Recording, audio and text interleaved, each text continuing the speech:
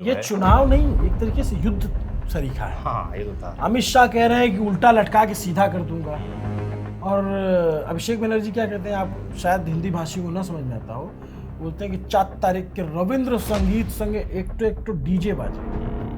तो डीजे बजने का जो संकेत है ना, वो ये है कि उनको बजाएंगे। पहले अपने दर्शकों को बंगाल के बारे में अच्छे से समझा देता हूं, फिर मैं आपको बताता हूं कि ये जो एग्जिट पोल आए हैं, ये एग्जिट पोल यथावत जिस तरीके से आए उसी तरीके से रहेंगे, या एग्जिट पोल के पलटने की संभावना या गुंजाइश या आशंका, जो भी कह लीजिए। टीएमसी के कार्यकर्ताओं से जो उनके अगेंस्ट का वोटर है वो बहुत डरता है, और ये बात स्पष्ट तौर पे सौरभ हमें दिखी है। ममता बनर्जी की अपनी ताकत है, ममता बनर्जी का अपना करिश्मा है। जो युवा है, जिनको नौकरी चाहिए, जिनको रोजगार चाहिए, वो बदलाव चाहते। अभया जो थी, उनके साथ जस्टिस नहीं हुआ, तो जो महिलाएं उस सेंटिमेंट को पकड़ रही हैं वो अगेंस्ट टीएमसी दिखी।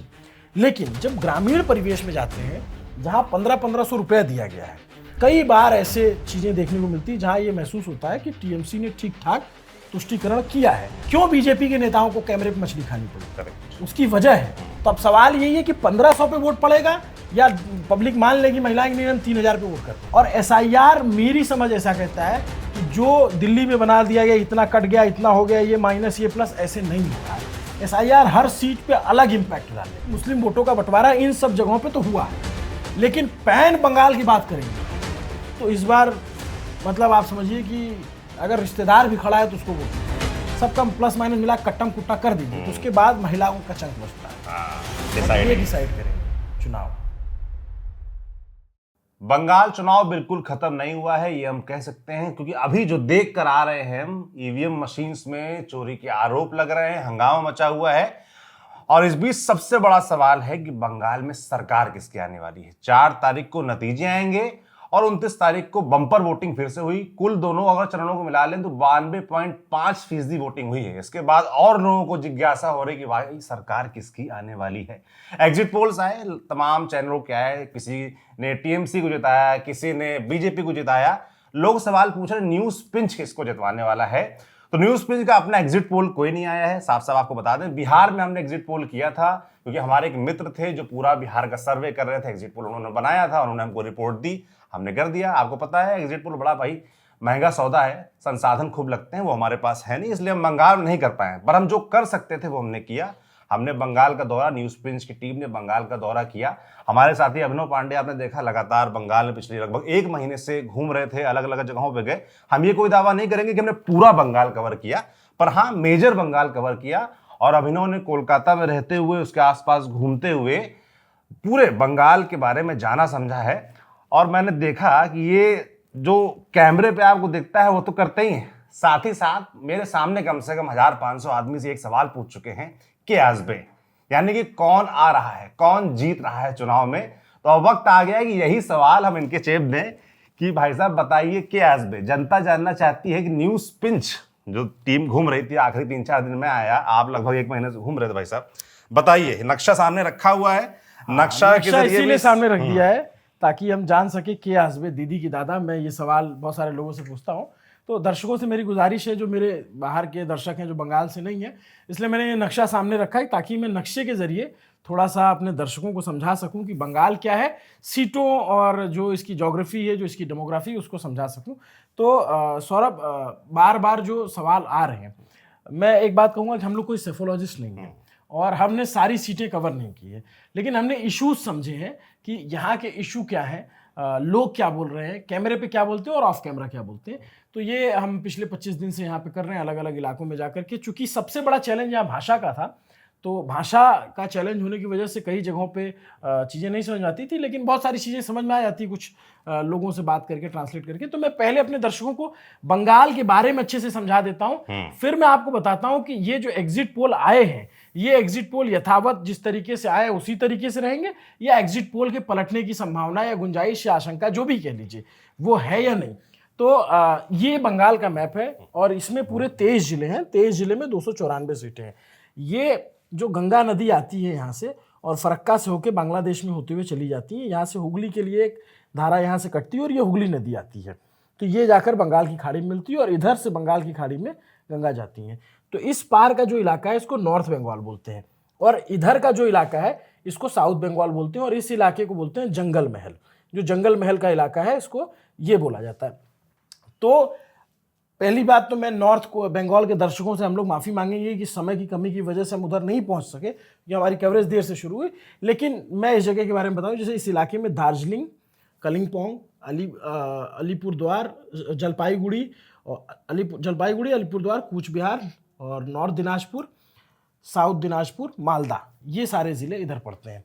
अब मोटा मोटी देखा जाए तो पिछली बार भारतीय जनता पार्टी ने इस इलाके में बहुत अच्छा प्रदर्शन किया, खास करके दार्जिलिंग, जलपाईगुड़ी, कलिम्पोंग, अलीपुरद्वार, कूच बिहार, यहाँ पे सबसे ज़्यादा हिंसा हुई थी पिछली बार, बहुत सारे लोगों की जान गई।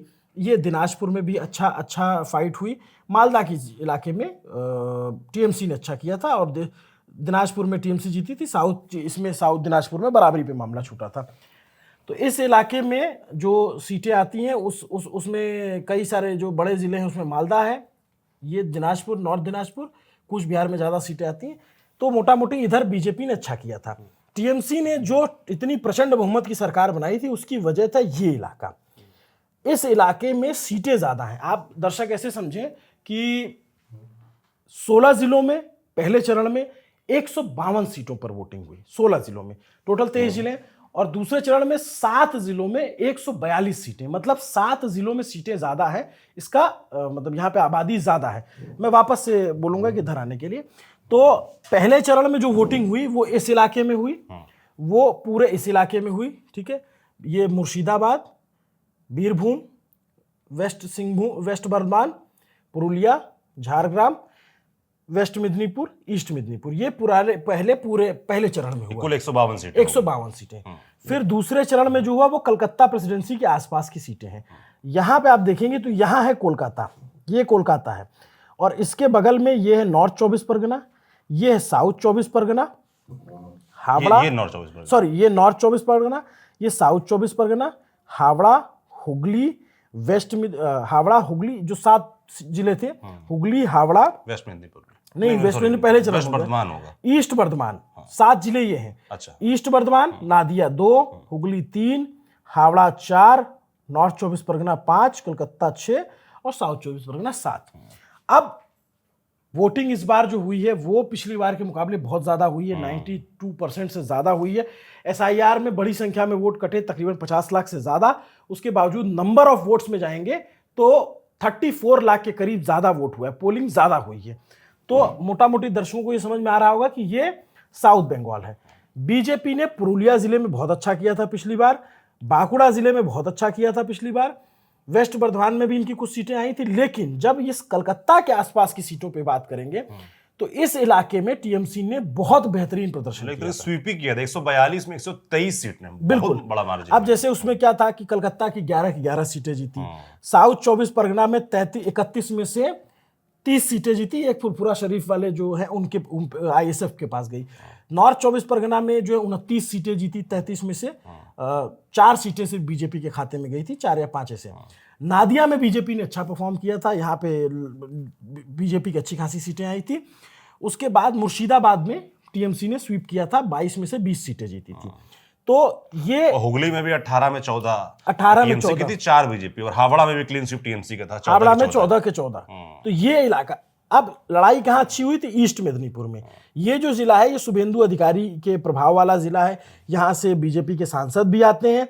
और पिछली बार 16 में से 9 सीटें टीएमसी ने जीती थी, 7 सीटें बीजेपी ने जीती थी। वेस्ट मिदनीपुर में टीएमसी ने अच्छा परफॉर्म किया था, झारग्राम में टीएमसी ने स्वीप किया था, बांकुड़ा में बीजेपी ज़्यादा सीटें जीती थी, पुरुलिया में बीजेपी ज़्यादा सीटें जीती थी।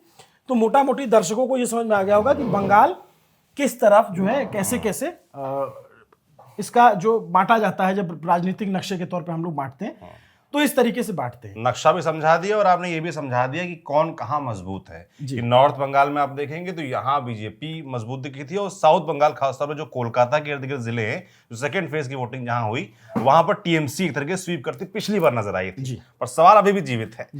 शुरुआत कर लेते पहले चरण से ही, क्या हस्बे, क्योंकि नॉर्थ मुझे और जो पहले चरण में जहां वोटिंग हुई सबसे ज्यादा लोग या जानकार कह रहे, एक्सपर्ट कह रहे हैं कि यहीं से उम्मीद है बीजेपी को फिर से एक बार। इसलिए उम्मीद है क्योंकि यहाँ बीजेपी का अच्छा बेस है। मैं दर्शकों की जानकारी के लिए बता दूं कि बीजेपी का बंगाल से पहला सांसद अगर कोई जीता था तो दार्जिलिंग से जीते थे, ठीक है। तो ये बीजेपी के लिए अच्छा माना जाता है। और इधर के लोगों की नाराजगी ये रहती है कि टीएमसी सरकार साउथ में ज्यादा काम करती है और इधर के लोगों को उस तरीके का विकास का लाभ या तमाम चीजें जो होती नहीं होती। तो इस वजह से धीरे धीरे धीरे एकदम गोरखालैंड और तमाम जो मांगे थी, धीरे धीरे धीरे बीजेपी का काडर मजबूत हुआ। और पिछले चुनाव में आपने देखा कि 54 सीटें फर्स्ट फेज से आई थी, 77 में से 52 सीटें बीजेपी को फर्स्ट फेज से आई थी, 152 में से 54 सीटें, और बाकी जगहों पे तो बीजेपी कम जीती। लेकिन इस बार का चुनाव बिल्कुल अलग है। इस बार का चुनाव समझना बड़े बड़े पोलस्टर्स के लिए बड़ा मुश्किल हो रहा है, जर्नलिस्ट के लिए भी बड़ा मुश्किल हो रहा है। देखिए, मैं आपको एक बार बहुत ईमानदारी से बताऊं कि जर्नलिस्ट जो हिंदी भाषी हैं, मैं बंगाली भाषी की बात नहीं करता, हिंदी भाषी जो जर्नलिस्ट हैं वो सीटों का प्रेडिक्शन करते हैं तो मुझे बड़ा आश्चर्य होता है। इसलिए आश्चर्य होता है क्योंकि पहली बात तो हमने 294 सीटें कवर नहीं की।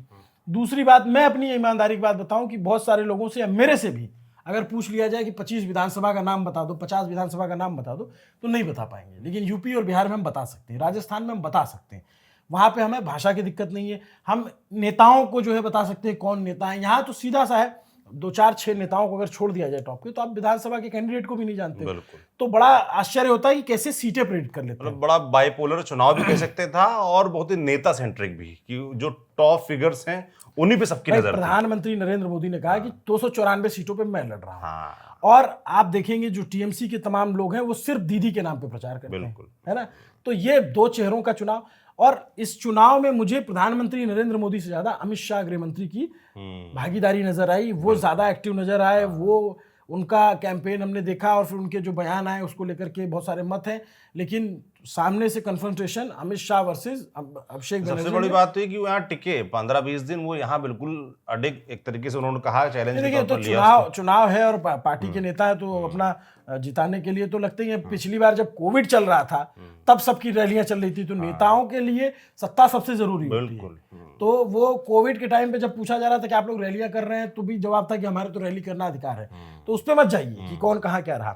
अब जो मुद्दे हैं, जो इश्यूज हैं, उस पर अगर हम बात करते हैं, या जो हमने सैंपलिंग की वोटों से, तो 5 साल टीएमसी का कार्यकाल कैसा रहा इसको लेकर के बहुत डिपेंड करता है ये चुनाव। अब मैं आपको बताऊं तो टीएमसी की सरकार पे भ्रष्टाचार के घनघोर आरोप लगते रहे। टीएमसी की सरकार में जो है ट्रांसफर पोस्टिंग में पैसे रुपए के लेन देन के आरोप लगते रहे। जो शिक्षक की भर्ती हुई, 26,000 भर्ती का घोटाला हुआ, उसके आरोप लगे, और तमाम तरीके के आरोप। टीएमसी के कार्यकर्ताओं पर टोलाबाजी के आरोप लगते हैं कि किसी भी चीज़ में उनकी परमिशन लेनी होती है। एक बात बहुत स्पष्ट जो हमें दिखी कैमरे पे, और हमें किसी बात को कहने में आप जानते हैं कि राग द्वेष अनुराग के जो दिखता है वैसा हम कह देते हैं। टीएमसी के कार्यकर्ताओं से जो उनके अगेंस्ट का वोटर है वो बहुत डरता है, और ये बात स्पष्ट तौर पे सौरभ हमें दिखी कैमरे में। मतलब मुझे तो 4 दिन ही रहा, उसमें मुझे दिख गई। मैं लगातार अभिनव से बात कि वो लोग यहाँ पे अगर मान लीजिए कोई एंटी स्टेट मतलब एंटी गवर्नमेंट वोट है टीएमसी के खिलाफ का, तो लोग बहुत डरते हैं। लोगों को लगता है कि ये लोग आकर के हंगामा करेंगे, लोगों को लगता है कि हमें आगे चल के कोई परेशानी हो सकती। तो वो जो फियर है वो रियल है, वो ऐसा कोई नहीं है कि नहीं तो ऐसी बातें नहीं, लोग डरते हैं, खास करके जो विपक्ष का वोटर है। अब कैमरे पर जो लोग नहीं बोलते, क्या वो सब लोग बीजेपी के वोटर हैं, इस पे भी बड़ा दो मत है। क्या मैंने समझ में आया कि एक तो जो बीजेपी का समर्थक है डरता है, नहीं बोलता, पहला। दूसरा जो टीएमसी या बांग्ला भाषी, उसको लगता है कि ये हिंदी बोलने वाले हैं, ये लोग बीजेपी के लोग होंगे, तो वो भी नहीं बोलता। अब ऐसे में चुनाव बहुत चुप्पा हो जाता है, बहुत घुस घुस करके लोगों से पूछना पड़ता है। हमारी कवरेज आप देख रहे होंगे तो बहुत सारे लोगों में दिखा। अब रही बात कि पिछली बार से चुनाव कितना अलग है, तो इस बार के चुनाव में जो अलग चीज़ है, एक 15 साल की जो एंटी इनकम्बेंसी होती है तृणमूल कांग्रेस के खिलाफ, वो हमें दिखी कि बहुत सारे लोग चाहते हैं कि बदलाव हो, खास करके जो बीजेपी समर्थक है, और उस समर्थकों में संख्या बढ़ी होगी, इसमें कोई शक शुबा वाली बात नहीं होती। क्योंकि मैंने महसूस किया कि जो युवा है, जिनको नौकरी चाहिए, जिनको रोजगार चाहिए, वो बदलाव चाहते हैं बड़ी संख्या में। जो सरकारी कर्मचारी हैं, जो कैमरे पे नहीं बोलते हैं, उसमें एक बड़ा तबका है जो बदलाव चाहता है, क्योंकि डीए का मामला, 7वें वेतन आयोग का जो पूरा मसला है, वो बदलाव चाहता है। वो बोलेगा नहीं कैमरे पे, तो हमारे ऑफ कैमरा बातचीत में कुछ कुछ बताते हैं। क्योंकि देखिए, डीए का औसत जो है पूरे देश में 60% है, यहाँ पे 18% है, और बढ़ा के 22% किया और अभी लागू नहीं हुआ है। तो एक तबका उसमें बदलाव दिखा। एक वो तबका है जो जय श्री राम वाला समर्थक है और जो मतलब बीजेपी के साथ रहा और हिंदुत्व की पॉलिटिक्स में बिलीव करता है, तो वो बीजेपी के साथ है मजबूती से, पिछली बार भी था, इस बार भी था। एक बड़ा वर्ग वो भी है जिसको लगता है कि यार 15 साल हो गया, एक बार बदल के देख लेते हैं। हाँ, ये डेवलप होता है यहाँ, हालांकि बंगाल में इसका रिकॉर्ड अलग है क्योंकि पहले 35 साल सरकार हो गई, 15 साल की है। एक मैं क्या कह रहा हूँ, मैं सबके प्लस माइनसेस बता दूंगा। ठीक बात। देखिए हमारा क्या है, हमें जो दिखा है, जिसकी जो ताकत दिखी, जिसकी जो कमजोरी दिखी, वो सब अभी कैमरे पे आपको बता देंगे, स्पष्ट कर देंगे। इसीलिए वीडियो को बहुत आराम से अंत तक देखिएगा, बहुत शुरू में ही कंक्लूजन मत लीजिएगा, क्योंकि चुनाव इतना, जब हम 25 दिन घूमे हैं, इतना पैसा रुपया हमने खर्चा किया और पता करने की कोशिश की, हमारी गाड़ियां तमाम जगहों पे गई, तो ऐसा तो है नहीं कि पहले ही फेज में सब पता चले, धीरे धीरे मैं आ रहा हूँ, इसीलिए बहुत जटिल चुनाव हाँ, है और इतने फ्रैक्शंस हैं इसमें। तो मैंने बीजेपी की ताकत क्या बताई, एक तो युवा जो बदलाव चाहता है, वो वाला जो नौकरी चाहता है, हाँ, जो मतलब पढ़ा लिखा है, एस्पिरेशनल है, हाँ, वैसा जो नौकरी चाहता है, जो लगता है कि यार कलकत्ता शहर हमारा उस तरह से डेवलप नहीं हुआ जिस तरीके से मुंबई या अहमदाबाद हो गए, ठीक है, वो एक है। अब आ जाते हैं कि टीएमसी की ताकत क्या है।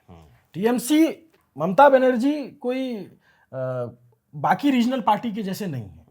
ममता बनर्जी की अपनी ताकत है, ममता बनर्जी का अपना करिश्मा है, ममता बनर्जी को जिस तरीके से लोग प्यार करते हैं, एक वर्ग है जो उनसे खिलाफ है और उनको प्यार करने वाला, उनका समर्थन करने वाला भी वर्ग बहुत बड़ा मजबूत है।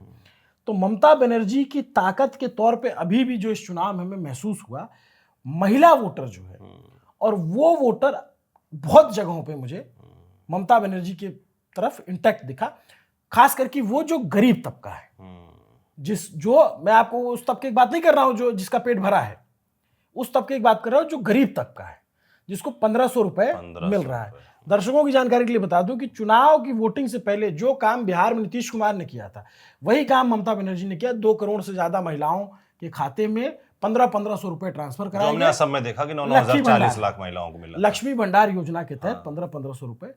अच्छा, यहाँ 1500 और दिल्ली का 3000 एक बार में मुझे बराबर लगता है, क्योंकि यहाँ महंगाई कम है। आपने खाने पीने में आपने महसूस किया होगा कि तमाम जगहों पे बहुत सारी चीजें सस्ती मिलती। तो महिला वोटर एक ताकत के तौर पे दिखता है। अब सवाल है कि महिला वोटर किधर जाएगा। नहीं, आपकी सैंपलिंग, क्योंकि मैंने देखा महिलाओं से अब इन्होंने बहुत खास तौर पर बहुत मेहनत करके, भाषा की तमाम बाध्यताओं के और दिक्कतों के बावजूद इन्होंने बहुत प्रयास किया। मैंने अपनी आंखों से भी देखा और इनकी जो वीडियो रिपोर्ट्स थी उनमें भी देखा कि महिलाओं की सैंपलिंग करने में इन्होंने खूब ऊर्जा खर्च की है और इन्होंने कई सारी चीजें उसमें छांटी समझी भी हैं। बताइए। तो जो महिला वोटर है, जो शहरी महिला वोटर है, एक महिलाओं का एक सेंटीमेंट आरजी कर रेप केस जो हुआ उसको लेकर है, उसको बीजेपी ने बड़ा मुद्दा बनाया, महिला सुरक्षा का बड़ा मुद्दा बनाया। मैं वैसे आमतौर पे दर्शकों को जानने में बताऊं कि कलकत्ता खास करके और बंगाल में जितना मैं घूमा, महिलाओं के लिए बाकी किसी राज्य से ज्यादा सुरक्षित ये समझ में आता है। और यहाँ किसी सरकार का देन नहीं है इसमें कि सरकार की वजह से, यहाँ के लोगों की परवरिश, सोसाइटी जिस तरीके से ईव टीजिंग और तमाम चीजें बाकी जगहों पे महिलाएं झेलती हैं, उसके मुकाबले मुझे लगता है कि कलकत्ता में कम है। हम रात में घूमते हैं तो देखते हैं 11 बजे, 12 बजे, 1 बजे रात भी महिलाएं हमें सड़कों पे दिखती हैं, और जरूरी नहीं कि वो परिवार के साथ हों। 4 महिलाएं एक साथ भी घूम सकती, 2 महिलाएं एक साथ भी दिख सकती, कोई अकेले भी दिख सकता।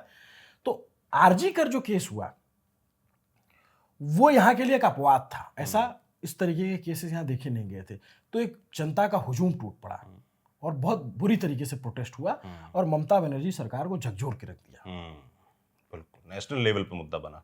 तो ममता बनर्जी को जवाब देते फिर तो एक बड़ा तबका ऐसा है जो ये मानता है कि 1-2 लोगों को सजा हुई और बाकी जो बड़े लोग थे वो बच गए, तो वो लगता है कि अभया जो थी उनके साथ जस्टिस नहीं हुआ। तो जो महिलाएं उस सेंटिमेंट को पकड़ रही हैं वो अगेंस्ट टीएमसी दिखी। लेकिन जब ग्रामीण परिवेश में जाते हैं जहां 1500 रुपया दिया गया है, उसमें बहुत बड़ा चंक जो है वो ममता बनर्जी के साथ अभी भी दिखता है। जैसे फर्ज के तौर पे एक हमारी समझ कहती है, जो मुर्शिदाबाद के इलाके में मैं था, मैं जो देखा है वो बता रहा हूं, हो सकता है हमारी सैंपलिंग गलत हो जाए। तो उसमें क्या दिखा कि भाई अगर कहीं 70% के करीब मुस्लिम है और जब इतना चुनाव पोलराइज हो गया है, तो उस पोलराइजेशन में ये देखा जाता है कि भाई जो 30% का हिंदू तबका होगा वो बीजेपी को चला जाएगा। लेकिन जब मैं महिला वोटर से बात करता हूं तो वो जब लक्ष्मी भंडार योजना की बात करती तो दिमाग में ट्रिक करता है कि महिला वोटर जो वो पेनिट्रेशन है टीएमसी का वो अभी भी है। अब सवाल है कि 1500 वर्सेस 3000। बीजेपी ने कहा कि हम 3000 देंगे। अब ये देखिए, डेमोक्रेसी में तो अब हमें दिख रहा है कि जो ज्यादा पैसा दे रहा है उधर ही चुनाव हो रहा है। आप मध्य प्रदेश में देख लीजिए, महिलाओं को पैसा मिला, बीजेपी जीती। आप झारखंड देख लीजिए, हेमंत सोरेन ने जो है पैसा दिया तो बीजेपी। महाराष्ट्र में देखा मतलब हेमंत सोरेन जीते, महाराष्ट्र में देखा, असम में देखा, बिहार में, असम में भी देख रहे हैं आप कह रहे थे इसी तरीके का ट्रेंड दिखा। लेकिन सवाल है कि जिस तरीके से छत्तीसगढ़ में याद कीजिए बीजेपी की सरकार नहीं थी, और वहां पर बीजेपी लेकर आई महतारी बंधन योजना, और वहां पे उन्होंने फॉर्म भरवा लिए बड़े पैमाने पे महिलाओं से। 2 महीने पहले तक जो दर्शक देख रहे होंगे उनको याद होगा कि कोई ये प्रेडिक्ट नहीं कर पा रहा था कि भूपेश बघेल सरकार जाएगी। बिल्कुल सही बात। सबको लग रहा था कि छत्तीसगढ़िया अस्मिता, भूपेश बघेल बहुत मजबूत हैं, इतनी मेजॉरिटी के साथ आए थे, हराना मुश्किल है। लेकिन एक तो सीजीपीएससी घोटाला हुआ था, उसको लेकर के बीजेपी ने मुद्दा बनाया। फिर महिलाओं से महतारी बंधन योजना में जो पैसा देने का वादा, तो फॉर्म भरवा लिया। तो यहाँ फॉर्म भरेगा भी है। अब यही बड़ा सवाल है कि यहाँ पे बीजेपी के कार्यकर्ताओं ने कितना फॉर्म भरवा लिया है। भरा है मतलब? हाँ, फॉर्म तो भरवाया है। अच्छा। यहाँ पे भी फॉर्म भरवाया गया है, और मतलब बहुत सारे लोगों से मिला जिन्होंने बताया कि हाँ, उन्होंने महिलाओं से फॉर्म भरवाया गया, और हर तरह की सोसाइटी में फॉर्म भरवाया गया। मतलब जो पैसे के मामले में नीचे के तबके में है उन पे, उससे ऊपर मिडिल क्लास, जहां तक लगा। तो अब सवाल ये होगा कि बीजेपी ने कितना फॉर्म भरवाया अक्रॉस स्टेट। चूंकि बीजेपी का काडर जितना हमें यूपी में, बिहार में, या फिर छत्तीसगढ़ में या राजस्थान में मजबूत दिखता है, उतना मजबूत काडर बीजेपी का यहाँ पर नहीं है। आप देखेंगे तो गली गली में आपको टीएमसी के ऑफिस मिलेंगे। हमारे तरफ होता है जैसे यूपी बिहार में, जैसे मैं अगर अपने जिले की बात करूं, प्रयागराज की, तो जिले में पार्टी ऑफिस होता है, ब्लॉक में होता है, तहसील में होता है, कहीं कहीं कुछ थोड़ा बहुत। यहाँ तुमने गली गली में देखा है पार्टी ऑफिस, टीएमसी बहुत करीब देखा है। और इनका जो कैरम क्लब है, क्लब जिसके तहत थोड़ा लोगों को समझाइए क्लब सिस्टम क्या है। क्लब सिस्टम में ऐसा है कि हर मोहल्ले या हर गली के आसपास जो है वो क्लब होता है, और उस क्लब को सरकार बाकायदा फंड करती है। यहां पे सरकार ने एक ऐसा मॉडल क्रिएट किया है टीएमसी ने, जिसमें यहां इनका कार्यकर्ता सिर्फ पार्टी के लिए नहीं लड़ता, वो अपने लिए भी लड़ रहा है। क्यों? क्योंकि पार्टी ने एक ऐसा मॉडल क्रिएट कर दिया जिसके थ्रू उसको पैसा मिल रहा है। क्लब में पैसा दिया जाता है, लाख रुपए, तो अब उस पैसे का बंटवारा होता है, कार्यकर्ताओं में जाता है। इस तरीके से जो है ना, कार्यकर्ताओं को लाभ से जोड़ दिया है।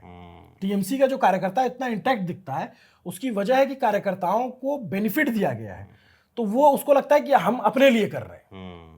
इसीलिए आपको दिखेगा कि टीएमसी के कार्यकर्ता ज्यादा एक्टिव नजर आते हैं। ज्यादा आप जहां देखेंगे लड़ाई झगड़ा होता है तो टीएमसी के कार्यकर्ता वहां नजर आते हैं। तो अब वही है कि बीजेपी ने कितने फॉर्म भरवाएंगे। तो पहला जो है वो मैंने आपको बीजेपी का प्लस बताया कि युवा, सरकारी नौकर, जो 15 साल की एंटी इनकम्बेंसी, जो टीएमसी की जो भ्रष्टाचार के आरोप लगे जिससे त्रस्त लोग हैं, वो सब लोग चाहते हैं कि बदल जाए, या फिर जो जय श्री राम वाला तबका और एक महिलाओं में एक वर्ग। मैं जय श्री राम जब यहाँ कह रहा हूं तो आप लोग दर्शकों की सहूलियत के लिए कि देखिए, जय श्री राम धार्मिक नारा है, लेकिन पॉलिटिकली तौर पे यूज किया गया बीजेपी की तरफ से। जय बांग्ला, बांग्ला भाषा के लिए नारा हो सकता है, लेकिन टीएमसी की तरफ से पॉलिटिकली यूज किया गया।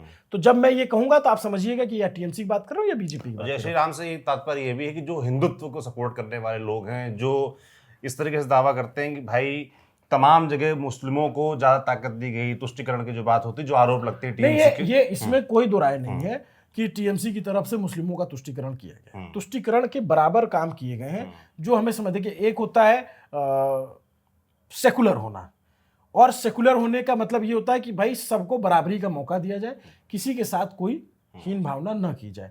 लेकिन कई बार ऐसे चीजें देखने को मिलती जहां ये महसूस होता है कि टीएमसी ने ठीक ठाक तुष्टिकरण किया है। और खास करके जो एसआईआर हुआ, एसआईआर एक बहुत बड़ी वजह है यहाँ पे वोटिंग परसेंटेज बढ़ने का। मैं एक उदाहरण बताता हूँ, मैं इस वाली बात को कंप्लीट कर दूं, ताकत फिर एसआईआर पे आता हूँ। तो महिला का एक बड़ा तबका जो ममता बनर्जी के साथ दिखता है, मुस्लिम वोटर जो पिछली बार की तुलना में इस बार ज्यादा कंसोलिडेट दिखता है टीएमसी की तरफ। अच्छा, टीएमसी की ताकत उसका काडर है ना, उसकी योजनाएं। अब यहाँ पे सिर्फ वो 1500 की योजना नहीं चलती है, इसकी जो ताकत है टीएमसी की, वो मैंने जो महसूस किया, रूपोश्री, कन्याश्री, लक्ष्मी भंडार, युवा साथी, स्वास्थ्य साथी, इस तरीके की तमाम योजनाएं हैं। स्वास्थ्य साथी जो यहाँ पे योजना चलती है आयुष्मान भारत की तरह, उसमें लोगों को बहुत इलाज मिला है, बहुत ज़्यादा बेनिफिट मिला है बहुत सारे लोगों को। मतलब ऑर्गन ट्रांसप्लांट छोड़ दिया जाए तो डायलिसिस ये वो सब कुछ आसानी से हो जाता है यहाँ पे। ये मैंने ये आयुष्मान भारत का रिप्लेसमेंट है इनका, राज्य सरकार, इन्होंने आयुष्मान भारत नहीं लागू की ना। हाँ। भाई आप हर कोई जानता है कि इतना टसन है बीजेपी और टीएमसी की गवर्नमेंट में।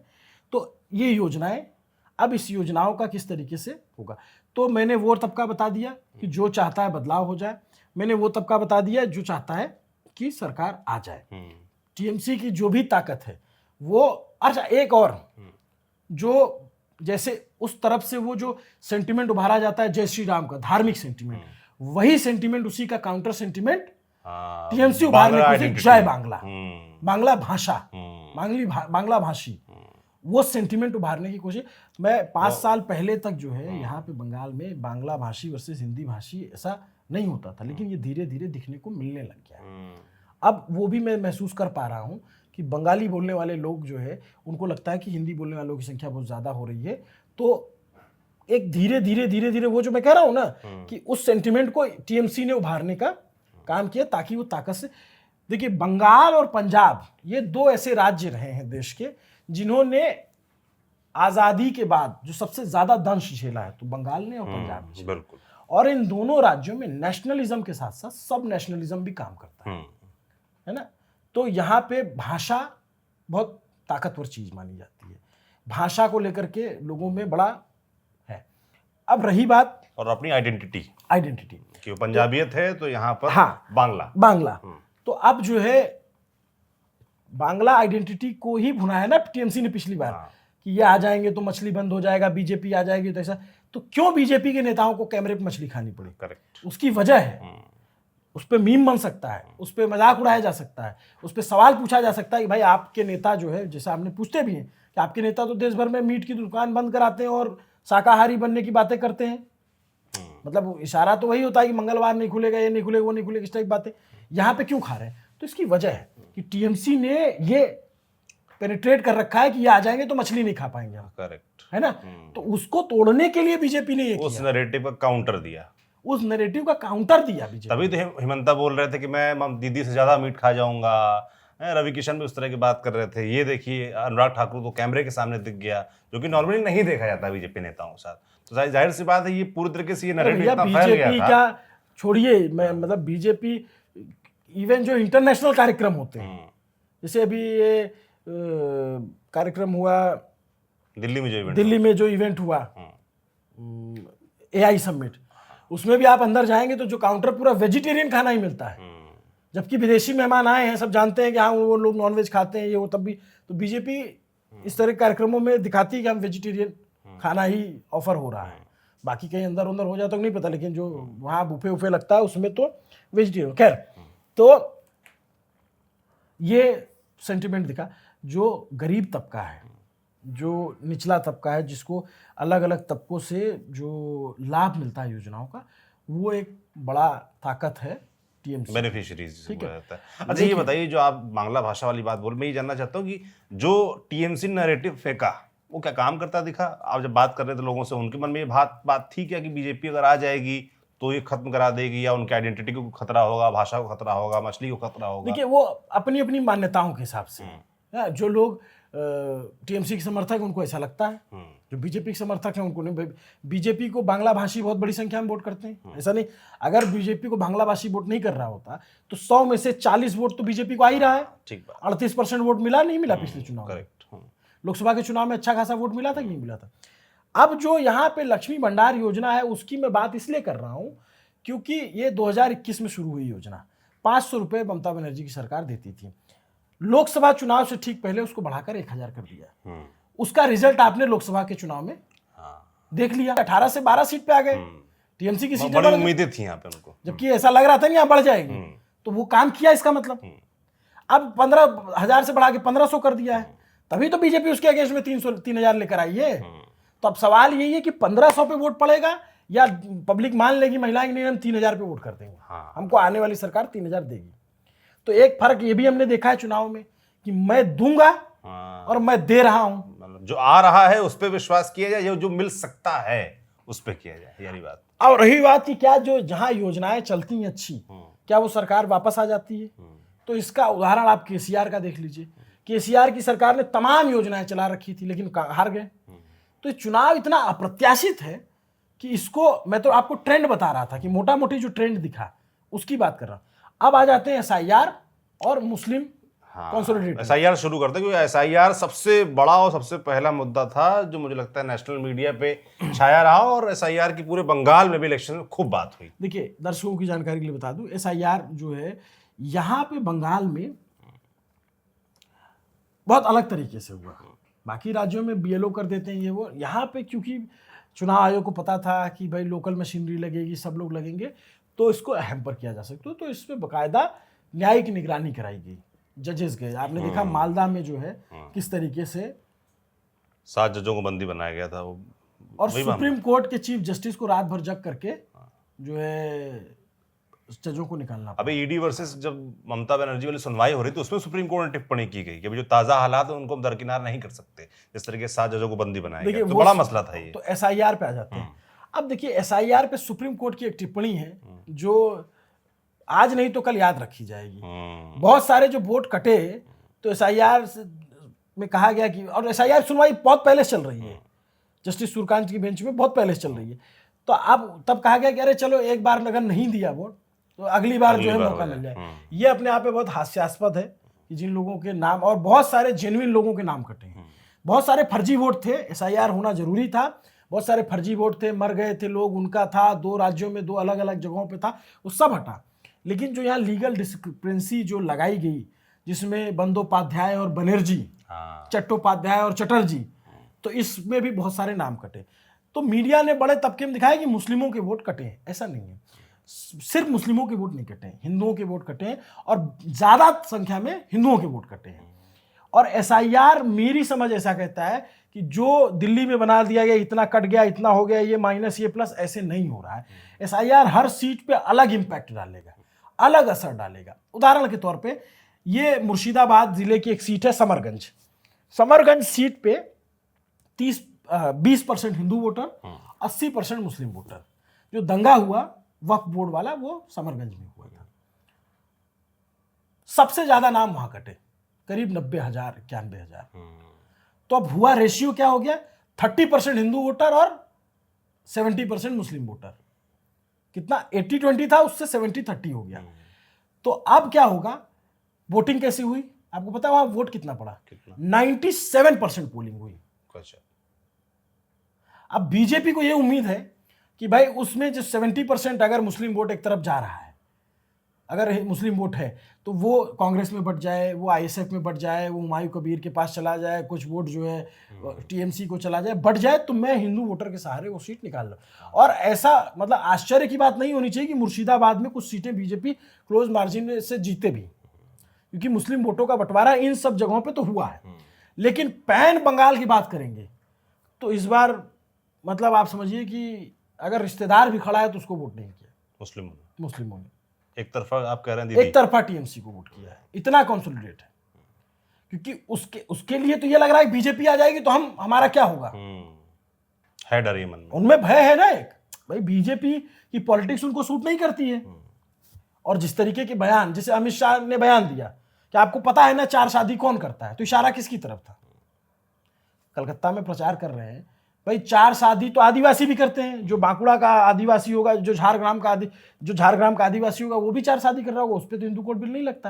लेकिन जब कलकत्ता में कहा जा रहा है तो उसका एक मैसेजिंग है ना भाई। सयानी घोष जब घूम घूम कर ये प्रचार करती हैं कि दिल में काबा और नैन में मदीना, तो उसी स्वर में वो गाती हैं जो कृष्ण भगवान के गीत भी, लेकिन एम्फेसाइज कौन सा होता है, काबा और मदीना। तो मैसेजिंग किधर हो रही है, वोट किधर बढ़ रहा है? तो ये एक अपीजमेंट का काम तो कर ही रहा है, इसे कैसे इनकार कर सकते हैं? करेक्ट। तो अब एसआईआर हर सीट पे अलग इसलिए काम करे, जहां पे मैं आपको बताऊं, मेरा वोट अगर कट जाए या आपका वोट कट जाए, जो यूपी में एसआईआर हुआ, गुस्सा करेंगे हम लोग, कहेंगे नहीं डालेंगे वोट यार, छोड़ो टाप साले नहीं डालेंगे, हो गया नहीं गया, गुस्सा हुआ, हमारा हक छीन लिया गया। यहाँ पे वोट सिर्फ वोट नहीं, यहाँ नागरिकता का सवाल हो गया है। जिस तरीके के बयान आए कि घुसपैठियों को निकालेंगे, तो एक मैसेजिंग ये होने लगी कि जिनका SIR नाम कट गया क्या वो घुसपैठिए हैं। आप हिमंता विश्व शर्मा का बयान सुनिए, जब वो बनगांव के इलाके में गए जहां पे नॉर्थ 24 परगना में सीटें आई थी बीजेपी की, तो वहां क्या किया, हिंदू ने सेक्रीफाइस किया है, त्याग किया है। तो उनको समझ में आ गया है ना कि यहाँ पे ये बैकफायर कर रहा है। मतलब आप कह रहे हैं कि जिन हिंदुओं को वोट कटा है, भाई आप हिंदू मुस्लिम छोड़ दीजिए, मैं कह रहा हूं हर कॉन्स्टिट्यूंसी में अलग तरीके से काम कर रहा है। वो एक चार्ट में जो इतना प्लस इतना माइनस ऐसे नहीं काम कर रहा है। जिनका वोट कटा, मान लीजिए परिवार में, ऐसा तो नहीं कि मोहल्ले के मोहल्ले साफ कर दिए गए, ऐसा भी नहीं है कि पूरा मोहल्ला उड़ा दिया गया। घर में 6 आदमी है, पिताजी नहीं रहे तो माताजी का नाम कट गया, नई शादी हुई बहू का नाम कट गया, एक भाई का नाम है एक भाई कट गया, ऐसे कटा है। तो जो लोग लाइन में लगे, जो लोग परेशान हुए, उनमें एक नाराजगी है, और नाराजगी के साथ साथ ये भी है कि जिसका नाम कट गया वो शर्मिंदा महसूस कर रहा है कि मैं इस देश का नागरिक हूं कि नहीं हूं। इसीलिए वो भी कारण था कि बहुत सारे लोग जो बाहर नौकरी करते हैं वो लौट के आए, यही दूर कारण दूर से है आए कि भाई कि 2002 में बहुत सारे लोगों ने वोट नहीं दिया था तो उनके नाम कटे। तो लोगों ने कहा कि नहीं वोट डालना है। तो अब आप देखिए, आप वोटिंग पैटर्न पे बात करें तो सबसे ज्यादा वोटिंग 2011 में 84% हुई, तो सरकार बदलने के लिए वोटिंग हुई। इस बार वोटिंग 92% हुई। तो क्या सरकार बदलने के लिए हुई है या सरकार को बचाने के लिए हुई है, ये सवाल है हमें। क्योंकि हमने बिहार में देखा कि SIR के बाद 10% के करीब वोट बढ़ा था, तो सरकार को बचाने के लिए हुआ। तो अब वो फॉर्मूला नहीं रह गया कि वोटिंग ज्यादा हुई तो, जैसे पहले रहता था कि ज्यादा वोटिंग हो गई इसका मतलब बदलाव होने वाला है। आज की तारीख में ऐसा नहीं कह सकते, अलग अलग केस स्टडीज ऐसे। तो अब हो सकता है कि मुर्शिदाबाद में SIR कुछ अलग तरीके से काम करे, नादिया में अलग तरीके से काम करे, नॉर्थ 24 परगना में अलग तरीके से काम करे, भवानीपुर में अलग तरीके से काम करे, नंदीग्राम में अलग तरीके से काम करे। अब हमको ये नहीं पता है कि किस जिले किस सीट पे एक्चुअल में कितना, टोटल डाटा तो है नहीं कि हर सीट का पता चल सके किसका कहां कटा है ना, कि भाई ये जो कहा गया कि इतने वोट कटे, इतना फासला था, अब इतना फासला खत्म हो गया, तो ऐसा नहीं है। SIR को जनरलाइज नहीं कर सकते, नहीं कर सकते कि बोले पैन बंगाल बता दो, नहीं बता सकते। SIR का जो रहस्य है वही इस चुनाव का रहस्य है। SIR का जो रहस्य है कि वो कहां किस तरीके का गुल खिलाएगा, वो चुनाव में बहुत रिफ्लेक्ट करे। और प्लस आप देखिए एक्सिस माई इंडिया जो हर बार पोल करता है, इस बार अपना पोल नहीं दिया। क्यों नहीं दिया? क्योंकि भाषा का चैलेंज, और प्लस इतना साइलेंट चुनाव कि लोग बोल नहीं रहे हैं। बहुत मुश्किल से आपको कैमरे पे अगर बात करने के मिल जाए आदमी तो बहुत मुश्किल होता है। और उसमें भी वो एक गेम अलग है ना कि बहुत सारे लोग जो कैमरे पे बोल रहे हैं उसको भी आप तय नहीं कर सकते कि वो सही बात बोल रहे हैं। ये बात भी है। एक बात ये भी खेल है, ये मैंने भी महसूस किया। कई बार जो आकर के आपको कैमरे पे TMC बोलेगा तो उसको ये डर रहता है कि यार कैमरे पे हम अगर बीजेपी बोल दिए तो हमको नुकसान होगा, तो TMC बोल देते हैं। ठीक, कई बार जो बीजेपी का बोल रहा है कैमरे पे, उसको लगता है दिल्ली से आया है मीडिया वाला, इसके सामने तो बीजेपी का ही बोलना है, अब बाद में कैमरे के पीछे हो। तो वोटर भी बहुत चतुर है, वोटर भी बहुत चतुर है। तो अब देखिए, जो मैंने आपको प्लस माइनसेस बता दी, जहां पे TMC स्ट्रांग दिखी, जैसे साउथ 24 परगना में स्ट्रांग दिखी TMC, नॉर्थ 24 परगना में मुझे इस बार ऐसा लग रहा है कि यहाँ पे सेंधमारी हो सकती है। यहाँ पे बीजेपी ने काफी मेहनत की है। कलकत्ता की कुछ सीटों पे बहुत जबरदस्त फाइट है। अच्छा। खासकर की मानिक तल्ला, श्याम तो 11 की 11 TMC जीती थी। इस बार श्याम पुकुर, मानिक तल्ला, राजबिहारी और जोड़ा साकू, इन सीटों पे बहुत जबरदस्त फाइट है। अच्छा। हावड़ा की कुछ सीटों पे बहुत जबरदस्त फाइट है। बीजेपी इस बार ईस्ट मेदिनीपुर में और अच्छा कर सकती है। वर्धमान का रिजल्ट जो होगा वो बहुत कुछ डिसाइड करेगा, वर्धमान में क्या होता है। हुगली में भी, क्योंकि हावड़ा और हुगली में हिंदी भाषी बिहारी यूपी के लोग बहुत बड़ी संख्या में रहते हैं। अब एक गलती हम लोग और कर रहे हैं, जो पत्रकार हैं वो भी, हम लोग गिनती बीजेपी के 77 से और TMC के 216 शुरू कर रहे हैं। भाई फ्रेश चुनाव है, मिट गया सब। मतलब आप मोटा मोटी जो 50,000 के अंतर से जीती गई सीटें हैं उसको एक बार मान लीजिए सेफर सीट, मैं उसको भी नहीं मानता हूं सेफर सीट, क्योंकि हमने देखा है कि जनता जब पलटने पे आती है तो 5 लाख का मार्जिन पार देती है। उत्तर प्रदेश में लोकसभा चुनाव में देखा ना हमने, 3-3 लाख के मार्जिन से जो लोग चुनाव जीते थे सबको घर पे बैठा दिया जनता ने। ठीक है, तो इस पे भी मैं नहीं मानता हूं। लेकिन ओवरऑल जो चुनाव था वो रोजगार युवा के लिए, अच्छा युवा भी 2 तरह का है। एक युवा है जिसको 1500 रुपया मिल रहा है युवा साथी के नाम पे फ्री फंड में। ये जो फ्रीबीज है ये चुनाव में काम करती है, हमने कई चुनाव में देखा है ना। इसीलिए आप देखेंगे कि बहुत सारे लोग प्रिडिक्ट नहीं कर पा रहे हैं, और ये मुझे इसमें कोई आश्चर्य नहीं हो रहा है क्यों नहीं प्रिडिक्ट कर पा रहे हैं, क्योंकि एक तो वोटर चुप है, प्लस इतना उलझा हुआ चुनाव है। आप जो लोग नंबर बताते हैं, मुझे बड़ा आश्चर्य होता है, मैं उनसे पूछूं कि 25 कैंडिडेट के नाम बता दो आप बंगाल के, बता दो, आप जान जाए, नहीं बता पाएंगे वो।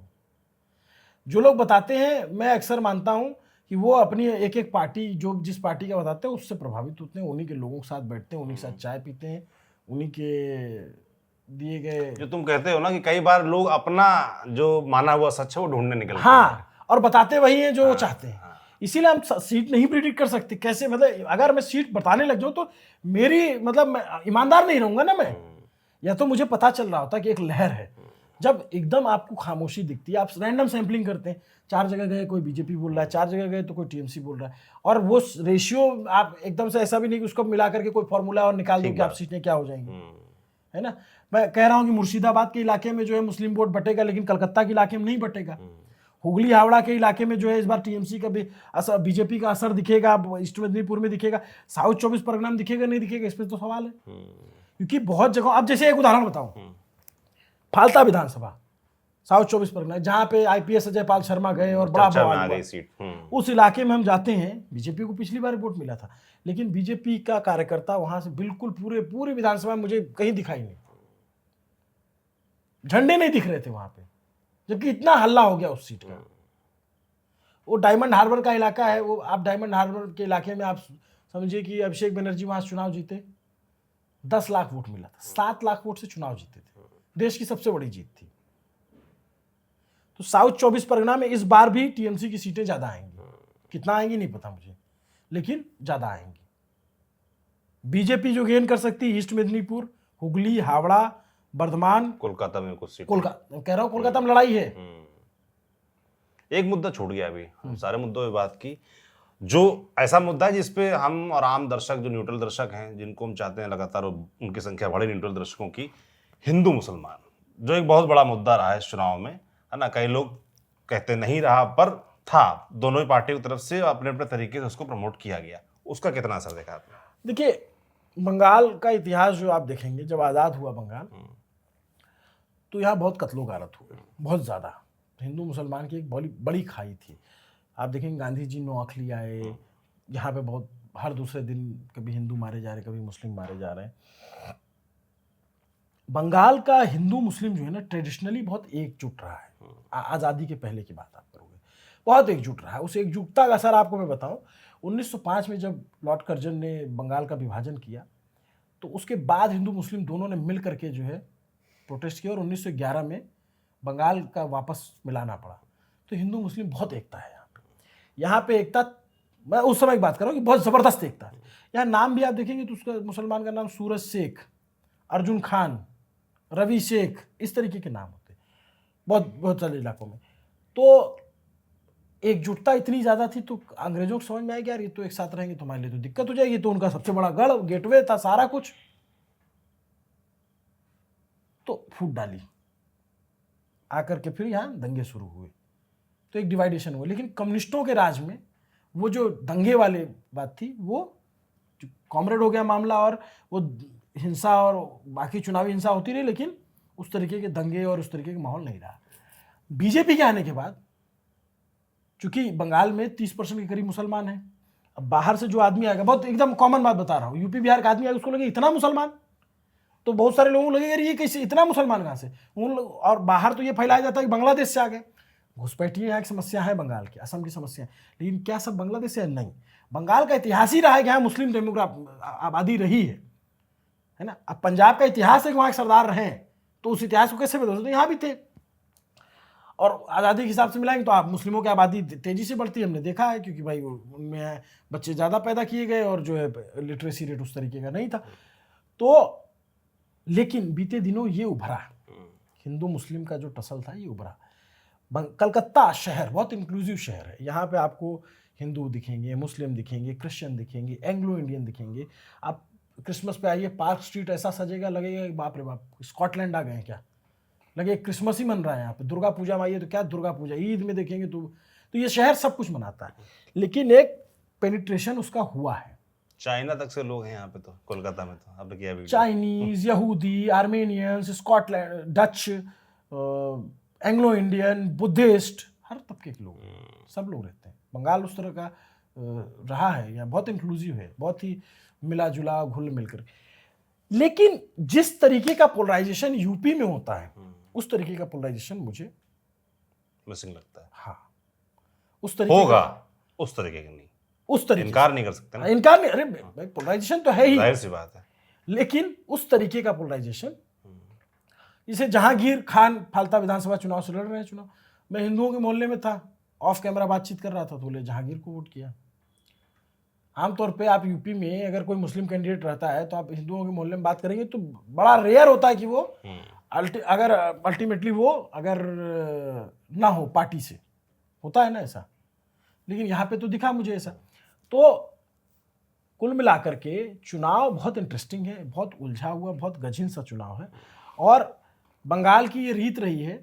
अच्छा, यहाँ पे ऐसा भी हो सकता है, जब ये चुनाव बाइपोलर हो गया है, तो अगर 2% का मार्जिन रह जाता है,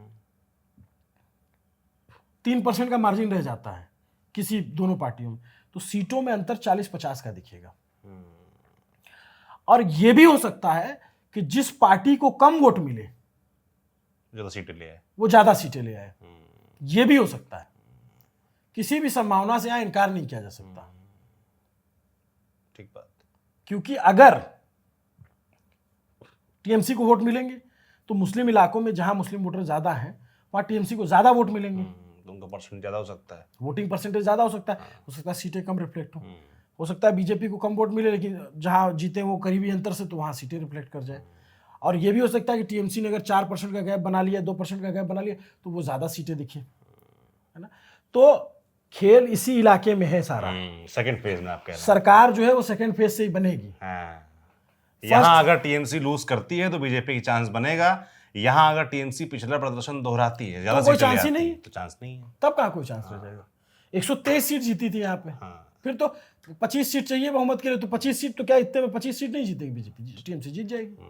ऐसा नहीं ना सब इधर भाई मालदा में तो इधर एस्पिरेशन ये हो सकता है। नॉर्थ वैसे भी अपने आप को मानता है कि निगलेक्ट किया गया हमको, तो यहाँ वो सरकार बनाने के लिए या इस ताकत के साथ अपना प्रदर्शन दिखा सकते हैं, बीजेपी के पक्ष में वोट कर सकते हैं कि अगर सरकार बीजेपी के आ गई तो हमको जो लाभ नहीं मिलता वो मिल सकेगा। तो यहाँ हो सकता है सीटें बढ़ जाएं पिछली बार के मुकाबले नॉर्थ में। बिल्कुल। पर लड़ाई आप फिर कह रहे हैं कि यहाँ पे है, यहाँ जो बेहतर परफॉर्म करेगा, अगर बीजेपी यहाँ से रिटेन करती है सीट्स तो उसकी चांस बनेगी। और अगर बीजेपी ने इन जिलों में अच्छा कर लिया ना, बीरभूम में तो टीएमसी मजबूत है, ईस्ट बर्धमान में अच्छा कर लिया, वेस्ट मेदिनीपुर में अच्छा या ईस्ट मेदिनीपुर में अच्छा कर लिया, तो बीजेपी के चांसेस बहुत अच्छे से बनेंगे।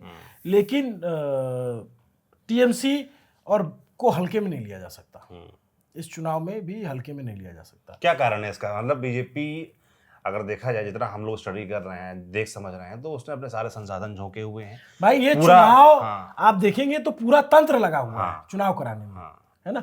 आप देखेंगे कि भाई हमने आज सुबह एक वीडियो देखा जिसमें बीजेपी के कार्यकर्ता टीएमसी के कार्यकर्ता मारपीट कर रहे हैं और सीआरपीएफ वाले सीटी पे जा रहे हैं। अगर यही उल्टा होता तो सीआरपीएफ वाले लाठी चला रहे थे, तो आरोप लगेगा ना इसमें। भाई हमने देखा ना कि लाठी चार्ज हुआ, महिलाओं को भी लाठी लगी, तो आरोप लगे। देखिए अगर ये केस है, पर मैंने जब आपने भी देखा, एक बात मैं बताऊं, चुनाव आयोग पे कितने भी आरोप लग रहे हैं, लेकिन चुनाव आयोग इस बात के लिए बधाई का पात्र है कि बिना बड़ी हिंसा के बंगाल में चुनाव संपन्न हो गया। इसके लिए जिस तरीके के मेजरमेंट अपनाए गए थे और किस तरीके के, जितनी सीएपीएफ की फोर्स पूरा देश का लोकसभा चुनाव कराने में लगती है, उतनी फोर्स बंगाल चुनाव में लगी थी 3 लाख के करीब। इस वजह से, नहीं तो अब तक तो कितने लोग मारे गए होते। पर मुझे लोग इंप्रेस दिखे इससे, बिल्कुल दिखे। कि जिस तरह की सीएपीएफ की तैनाती थी और जो हिंसा का इतिहास रहा है यहाँ पर तमाम जगहों पे, ऐसा नहीं कह सकते कि पूरे में है, पर तमाम जगहों पे रहा है, वहां शांति से वोटिंग हुई। इसको लेकर लोग जहां मैं गया, इसी की वजह से बीजेपी बहुत कॉन्फिडेंट है, क्योंकि कई बार ऐसा देखा गया है, यहाँ पे बहुत सारे प्रत्यक्षदर्शी मुझे जो बीजेपी के समर्थक थे और उन्हें टीएमसी कार्यकर्ताओं ने वोट डालने नहीं दिया था। तो अगर वो वोटर अब की बार टर्नआउट हुआ अच्छा, निकला घर से, तो बीजेपी इसलिए और ज्यादा आश्वस्त नजर आती है कि मेरा वोटर निकल गया है। जो ये यहाँ पे आर्मर्ड व्हीकल घूम रहे हैं, इतनी बड़ी फोर्स दिख रही है, तो इससे एक मैसेज देने की कोशिश है ना कि आपको डरने की जरूरत नहीं है। वो तो भाषणों में भी दिख रहा था, सत्ताधारी पार्टी जो और केंद्र में जो ये है। चुनाव नहीं, एक तरीके से युद्ध सरीखा है। हाँ, ये तो था। अमित शाह कह रहे हैं कि उल्टा लटका के सीधा कर दूंगा, और अभिषेक बनर्जी क्या कहते हैं, आप शायद हिंदी भाषी को ना समझ में आता हो, बोलते हैं कि 4 तारीख के रविंद्र संगीत संगे एक तो डीजे बाजे। तो डीजे बजने का जो संकेत है ना, वो ये है कि उनको बजाएंगे। एक तो बजाने की बात जब होती है तो यहाँ वो डिकोड किया जाता है कि कहीं जो पिछली बार हमने देखा, हाँ, पोस्ट पोल वायलेंस, पोस्ट पोल वायलेंस, एक तरीके से डराना भाई आप धमकाना हो अभिषेक गया। बनर्जी का इस चीज सुनिए ना। अब जो हुगली की उनकी सांसद हैं दीमा, नाम मैं मिस कर रहा हूँ, उनके ऊपर पथराव हुए, उनकी गाली तोड़ी गई, बीजेपी कार्यकर्ताओं पे आरोप लगा। उसके बाद अभिषेक बनर्जी का आप बयान सुनिए कि 4 तारीख के देखा हो बे, 4 तारीख को बताएंगे। फिर देखते हैं, सबका सीसीटीवी में, दुकानों में जो सीसीटीवी कैमरे लगे, सबका नोट है। तो सीधे धमकी है, तो सीधे धमकी है। तो बीजेपी की तरफ से भी तो धमकी है कि उल्टा लटका के सीधा कर देंगे। उधर से भी तो धमकी ही है। साम दाम दंड भेद दोनों तरफ से ही हो रहा है। हर तरफ भाई, दोनों एक तरह की पार्टियां हैं। हाँ, दोनों पार्टियां एक तरह की हैं, और अगर सारे लड़ने विधा के में, तरीके देखें तो सारे विधा में महारत हासिल है ना। तो कई बार हमने देखा है चुनाव में बहुत सारे नियम नहीं रह जाते हैं, और बहुत सारी अदृश्य शक्तियां भी काम करती हैं जो आपको नंगी आंख से नहीं दिखेंगी, है ना। ठीक बात। तो हर तरीके का तंत्र इन्वॉल्व है, हर तरीके का मंत्र इन्वॉल्व है, हर तरीके का अर्थ इन्वॉल्व है, पैसा, सब तरीके से। तो इसलिए ये चुनाव बहुत रोचक हो गया है, बहुत रोचक चुनाव है ना। और आप देखेंगे कि इतना हीटेड चुनाव, रिजल्ट कुछ भी हो, जो भी होगा ऐतिहासिक होगा। अगर बीजेपी की सरकार आई तो अपने आप में इतिहास बनेगा। भाई उनके पितामह पुरुष श्यामा प्रसाद मुखर्जी की धरती पे वो उनका सपना था बनाने का, तो बनाएंगे। अटल बिहारी वाजपेयी का भी सपना था। टीएमसी, अब आज के लोग पता नहीं, बहुत सारे दर्शक नहीं जानते हो, एक समय टीएमसी और बीजेपी बहुत सहयोगी हुआ करते थे। हाँ बिल्कुल। वाजपेयी जी के जमाने में जो काली घाट के पास की एक सकरी सी गली है, उस दिन उसका कैनवास इतना बड़ा हो गया था कि अंदाजा नहीं लगा सकते। जब वाजपेयी जी अपनी स्कॉर्पियो गाड़ी से ममता बनर्जी को मनाने उनके घर प्रधानमंत्री रहते हुए, तो खैर, और अभी आमने सामने बहुत हीटेड टॉक होते हैं, लेकिन नेता एक दूसरे का सम्मान करते हैं। ममता बनर्जी भी सेल्फ मेड लीडर है, नरेंद्र मोदी भी सेल्फ मेड लीडर है। तो दोनों के आपसी टर्न भी, कोई आम भिजवाती हैं, साड़ी भिजवाती हैं, ये सब भी होता है। लेकिन चुनाव है तो उस तरीके का हीटेड टॉक, चुनाव में सब भुला दिया गया है इस बार, ये भी भुला दिया गया है। तो मतलब आप समझिए कि बांग्ला भाषी, जिसको पिछली बार जो हिंदी भाषी पत्रकार थे जिन्होंने 150 सीटें, 170 सीट, 175 सीटें बीजेपी की थी, कहाँ का अच्छा खाए। हिंदी भाषी से आप बात कर रहे हो, बांग्ला आपको समझ में नहीं आती, गांव में आप जाते नहीं, शहर में घूम रहे हो, आए उतरे एयरपोर्ट पे, टैक्सी में बैठे, दादा कौन जीत रहा है, बोले तो बीजेपी लग रहा है। तो ज़्यादातर टैक्सी जो चला रहे हैं वो यूपी बिहार के लोग हैं, तो बीजेपी समर्थित वोटर माने जाते हैं, तो उनको वहाँ से एक मोमेंटम मिलना शुरू होता है। लेकिन जब जैसे जैसे आप बंगाल में दाखिल होते हो तो समझ में आता है कि यार गुथा हुआ चुनाव है। तो यहाँ से फिर सवाल वही लौटता है, जो एग्जिट पोल्स आए हैं, फिर से वही देख रहे हैं एग्जिट पोल, जो लास्ट टाइम ने ट्रेंड देखा कि एक तरफा बीजेपी जीत रही है, फिर वही ट्रेंड दिख रहा है। अब देखिए, अब हम लोग कुछ वो सेफोलॉजिस्ट तो है नहीं, होने कुछ भी हो सकता है। चुनाव है और रिजल्ट आएगा उस दिन, काउंटिंग के दिन, तो पता चलेगा। लेकिन इतना खुला स्पष्ट हमें तो नहीं समझ में आ रहा है, क्योंकि देखिए कई जगहों पे टीएमसी भारी लगती है, कई जगहों बीजेपी भारी लगती है। अब कहाँ कौन मिलके कितना नंबर आ जाएगा। महिलाएं बहुत महत्वपूर्ण है, मगर एक फैक्टर जो मैंने सबसे ज्यादा तुमको चेक करते देखा वो महिलाएं, क्योंकि मैं इसलिए चेक कर रहा हूं उसको बार बार, क्योंकि वो एक ऐसा वोटर है जो कास्ट, क्रीड, रिलीजन सबसे ऊपर उठ के वोट करता है, जिसको भी करता है। नरेंद्र मोदी की ताकत 2014 में पहली ताकत प्रधानमंत्री, उनको बनाने वाली महिलाएं थी बड़ी संख्या में। नीतीश कुमार को देख लीजिए, नीतीश कुमार के साथ महिलाएं। ममता बनर्जी 216 सीट पे क्यों आई, महिला वोटर। तो सारा खेल इस बार भी टिकाया जाकर कि महिलाएं किसको अगर सबका मैंने जितना प्लस माइनस बताया है कि इधर इनका ये प्लस है, ये प्लस है, सबका प्लस माइनस मिला कट्टम कुट्टा कर दीजिए, तो उसके बाद महिलाओं का चंक बचता है, और ये डिसाइड करेंगी चुनाव।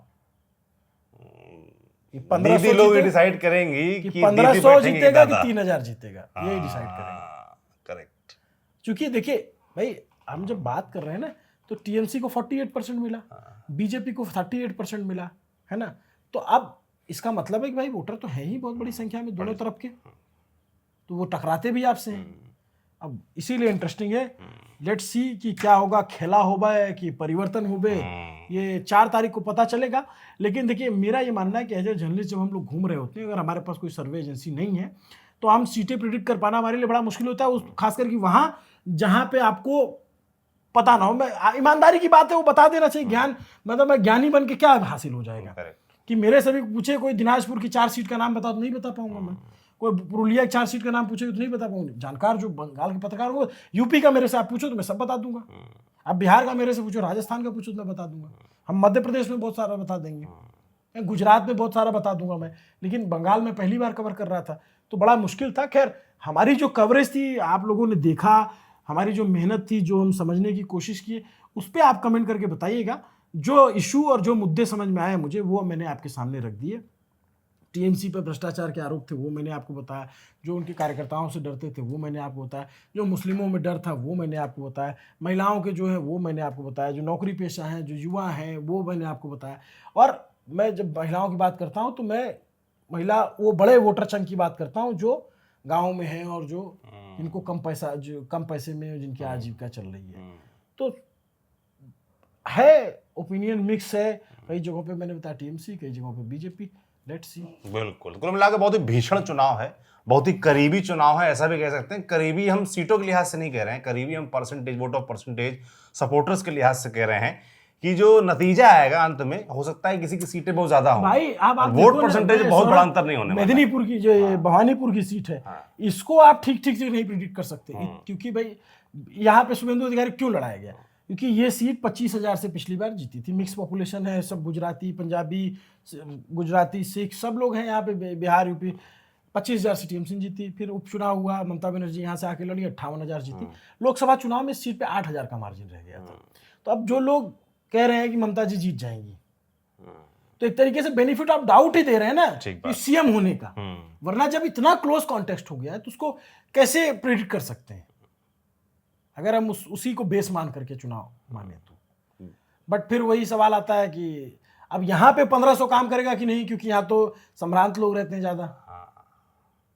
इसीलिए गेस करना बड़ा मुश्किल है, क्योंकि सब जगह अलग किस्सा कहानी है, सब जगह अलग तरह के लोग हैं, सब जगह अलग तरह के। देखिए बहुत सारे दर्शक ये चाहते हैं कि आप एकदम सीट बता दो, लेकिन हमारे लिए संभव नहीं है, और अगर हम बताएंगे तो वो अन्याय होगा, आप अपने पेशे के साथ अन्याय करेंगे कि भाई हमारा वो काम नहीं है, हम सेफोलॉजिस्ट नहीं है। बिल्कुल। लास्ट टाइम हमारे पास बिहार में एक सर्वे था, एक हमारे मित्र हैं उन्होंने सर्वे किया था, वो सर्वे रिपोर्ट हमारे पास थी, उनके लास्ट कई इंस्टेंसेस ऐसे थे और सर्वे उनका गलत भी हुआ जिसको हमने स्वीकारा। आधा सही आधा बीजेपी को 100 में से 90+ सीटें जिताई थी, तो उसके लिए हमने बहुत सुना, हमें जो सोशल मीडिया पर लिखा गया, तो वो उनका सही हो गया। लेकिन जो जेडीयू सीटें दे रहे थे, क्षेत्रीय पार्टी नहीं पकड़ पाए, वो राष्ट्रीय पार्टी पकड़ लिया। तो कुल मिलाकर यही कहानी है। बिहार अलग मसला था, बंगाल तो एकदम अलग ही मसला है, यहाँ तो गेस करना और बड़ा मुश्किल है। तो यही है कि एग्जिट पोल सब जितने हैं वो सही हो जाएंगे, इसकी कोई गारंटी नहीं है, और गलत हो जाएंगे इसकी भी कोई गारंटी नहीं है। ये एक जुआ है, उनकी तरफ से खेला गया है। मैं किसी एग्जिट पोल को ये उसकी किसी का निकल जाएगा तो उसको मानेंगे कि हाँ यार तो बहुत अद्भुत कर दिया, या हो सकता है तुक्का लग जाए किसी का। लेकिन जब बंगाली बोल ही नहीं रहा है, आपके सर्वेकर्ता जो बाहर से आ रहे हैं, जब हम इतना बात करने की कोशिश कर नहीं कर पा रहे हैं, तो अरे भाई ने इस चक्कर में थोड़ी बहुत बंगाली भी सीख ली है कि कम से कम कुछ तो सही बात निकले, तो तभी इनके पास इतने सारा मुद्दा है, तभी इतना माइंडली समझ पाए कि महिलाओं के मन में क्या चल रहा है, युवाओं के मन में क्या चल रहा है, अलग अलग। SIR पे जो मैंने चीज आपको बताई है, शायद ही अभी तक किसी ने इस पे बात की हो। वो इसीलिए हो पाया क्योंकि थोड़ी बांग्ला इन्होंने सीखी है, क्योंकि जाते ही जब थोड़ा सा बांग्ला में बोलते हैं तो एक भरोसा उत्पन्न होता है सामने वाले के ऊपर कि नहीं ठीक है, अगला आदमी कुछ तो बोल रहा है। बाद में खुद अपना बताते हैं भाई कि हिंदी भाषी हैं, दिल्ली से आए हैं, सीख रहे हैं, जान रहे हैं। तो बंगाल वालों ने खूब प्रेम दिखाया, खूब इनकी मदद की इस कवरेज में। तमाम कोलकाता और आसपास के साथियों ने हमारी मदद की, उनको बहुत बहुत धन्यवाद। दर्शकों को धन्यवाद जिन्होंने, खासतौर पर बंगाल के दर्शकों को, जिन्होंने, जो नए दर्शक हमारे साथ जुड़े, जिन्होंने हमें खूब सराहा, जो अभी उन्होंने कवरेज की, 1 महीना घूमे उसको सराहा और हमें तमाम आइडियाज दिए। तो हम बंगाल में 4 तारीख तक हुई। हाँ, अभी कोई नेता हो चाहे नो, हम लोग तो हैं, क्योंकि यहाँ पे जो भी होगा वो ऐतिहासिक होगा। तो उस इतिहास का गवाह बनने के लिए, आपको दिखाने के लिए न्यूज पिंच की एक टीम यहाँ रहेगी। ये लोग जा रहे हैं क्योंकि स्टूडियो से भी सारा देखना होगा। बिल्कुल, तो उस काम को हम बखूबी निभाएंगे। रिजल्ट के चलो अब हम इसको क्लोजिंग करते हैं। आप लोग कमेंट करके बताइएगा कि हमारा जो एनालिसिस था वो आपको कैसा लगा, कहाँ हमसे कमी छूट गई, क्या हम नहीं पकड़ पाए, वो आप कमेंट में जरूर बताइएगा। कैमरे के पीछे हमारे साथी ऋषि हैं, जो पिछले जब से वीडियो शूट हो रहा है तकरीबन 1 घंटा हो गया होगा, बहुत ही मजबूती से इन्होंने कैमरा हाथ से हैंडल करके रखा हुआ है, ट्राइपॉड नहीं पकड़ा हुआ है। और ये 25-24 साल का लड़का है, और इन लोगों के जो हमारी पीछे टीम काम करती कम उम्र की, इनको हम बहुत दाद देते हैं, इनको हम सराहते हैं। जैसे अभय जो हमारे बताया एडिट करते हैं, सुधांशु हैं, इनकी वजह से ये वीडियो हो पाता है। तो अगर आपने वीडियो को आखिर तक देखा है तो कमेंट बॉक्स में ऋषि को थैंक यू कर दीजिएगा, बाकी बताइएगा कि कैसा हमने जानकारी दी। शुक्रिया। देखते रहे न्यूज़ पिंच। इलेक्शन डे की जो कवरेज होगी, जो रिजल्ट आ रहा होगा, उसको हम आपको लाइव दिखाएंगे। उस दिन भी आप न्यूज़ पिंच के साथ बने रहिएगा। सारा सेटअप हम तैयार कर रहे हैं। Thank you. Thank you.